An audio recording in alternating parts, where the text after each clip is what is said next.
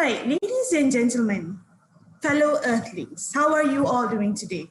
And how is this beautiful earth that we call home doing today? Is it still beautiful, do you think? Now, last I checked this morning, the Rafflesia Sanctuary in Tasik Kenyir has been destroyed. And I read a news on a regulated logging activity destroying the rivers in an area near the Orang Asli settlements. And there are also still reports of smog in China returning with a vengeance after pandemic has cleared the smog from China's skies for a few months during the beginning of the pandemic. It was great news. I mean, like on the plus side of the pandemic, where you could say that there was a good side to the pandemic as it is, despite us all being cooped up at home. It helped reduce the environmental degradation to the world. Now, through all these reports of degradation of natural habitats and environmental pollution, the question we need to ask ourselves is, where do we stand in the midst of all this? Are we the perpetrators, merely bystanders, or are we the people whose voice and action will put a stop to these issues? This, ladies and gentlemen, this is where we need to decide where we stand. Now, would you believe me if I said that all of us, we are all responsible? As consumers, ladies and gentlemen, we are responsible for what is happening in the world today. The logging of the forest, it would not have happened if we don't need to cut down the trees for our homes, for papers that we use at work. The smog in China, I don't think it would happen if we are not really consuming a lot of produce that we buy on Shopee, for example, for cheap prices, but we do not understand the environmental cost that happens behind it.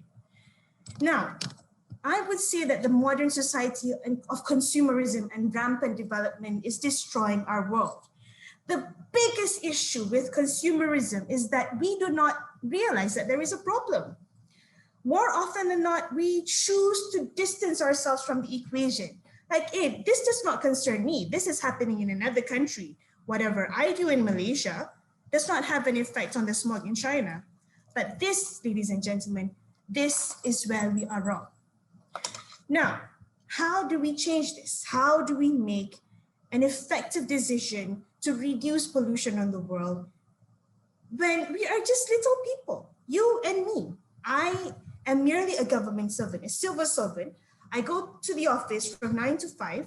Sometimes I feel that my voice is not even heard in the office. But how can I impact change on a larger scale? By doing something so small.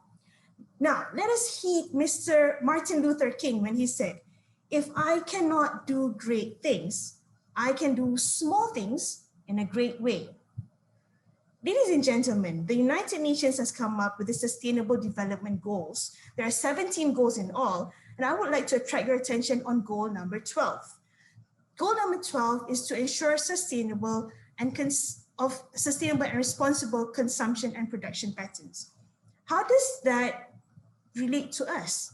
Essentially, we are all consumers, ladies and gentlemen. So the decision on what you buy, the product that you use, essentially translates to how it affects the global supply chain around the world. So basically, what is sustainable consumption and production? It is the sustainable use of services and related products, response to the needs of bringing a better quality of life, while minimizing the use of natural resources and causing emission and pollutions of the world, so as not to jeopardize the needs of future generations. Essentially, when you talk about sustainability, it's how you use the resources today that does not jeopardize the needs of the future generation. So we need to learn, we need to decide to live more sustainably. That is how we save the world. Mahatma Gandhi once said, the world is enough for everyone's need, not everyone's greed. So every one of us, we need to be mindful of this and understand that, and be cautious of what we spend our money on. Do we really need to get that pair of clothes, one pattern in 10 colors? Is that sustainable? Is that fair for other consumers? Is that fair for the children? Perhaps child labor being used to produce those clothes. Now, for example, our decision whether or not to purchase these items will result, I mean, like if there's no demand, of course there's not going to be any supply. For example, in child labor, in making carpets, the carpet that you have in your home, you need to question your decision to buy that carpet. Did it involve small, tiny little hands weaving the cloth? Did it involve the dye from the carpet, the colors flowing into the river and jeopardizing the water source of a whole group of population of other human beings, ladies and gentlemen? So this is why you need to be mindful of your purchases. We need to think, and from thinking, we need to decide. Now, sometimes I wish it were more simple. Like, for example, you know how movies have like disclaimers that, oh, no animals were harmed in the making of this movie. Sometimes I think that could translate into our purchasing actions. For example, maybe there's a QR code that we can just scan and say, ladies and gentlemen, for this plate of chicken wings, there are 6 chicken wings and 3 chicken have given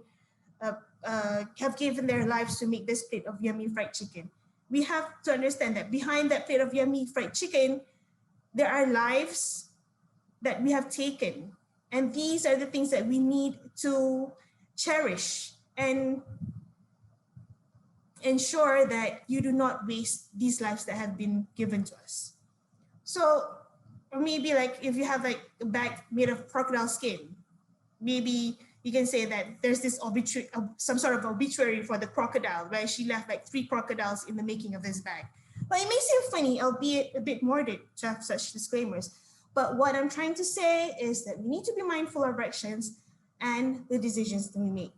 So in a fast-paced world, we can be a bit selfish. We only care about the end result, what we see in front of us, and what matters to us is what is convenience, the aesthetics that we're presented with, and the comfort that we enjoy. Now, in reality, I wish that all of us can just stop, take a step back and think, to be mindful of our choices, our purchases, our consumption patterns, lest our choice may cause harm to another human, another life, or our planet that we call home. So, ladies and gentlemen, at this crossroads, we need to make a decision, and I hope you will join me in making the decision to be informed, to speak up, and take action to become more responsible consumers. With that, I thank you. Back to you, Cyril.